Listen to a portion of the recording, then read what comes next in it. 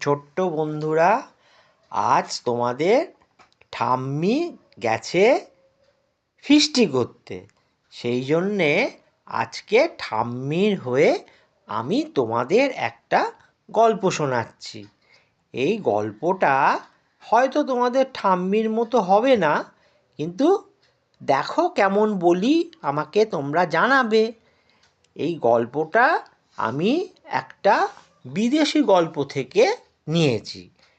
গল্পটার নাম হচ্ছে রাজপুত্র আরিয়ান ও বুদ্ধিমতী তুলিকা। একটা দেশে ছিল সাহসী রাজপুত্র আরিয়ান আর তার বন্ধু বুদ্ধিমতী রাজকন্যা তুলিকা। একদিন এক দুষ্টু জাদুকর তাদের রাজ্যের সব ফুল আর পাখিদের গান চুরি করে নিয়ে যায়। রাজ্যটা হয়ে পড়ে ধূসর আর নিশ্চুপ।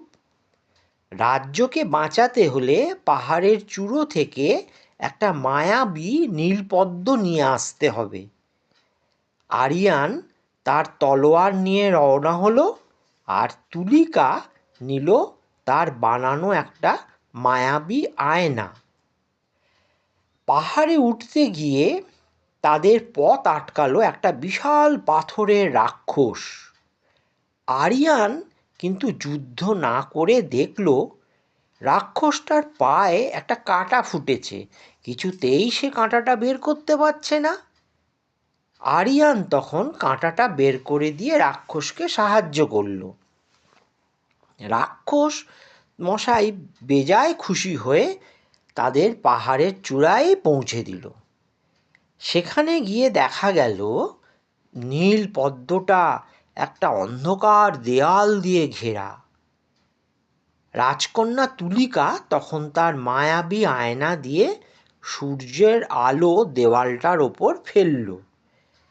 আলোর ঝলকানিতে অন্ধকার কেটে গেল, আর আরিয়ান পদ্মটা তুলে নিল।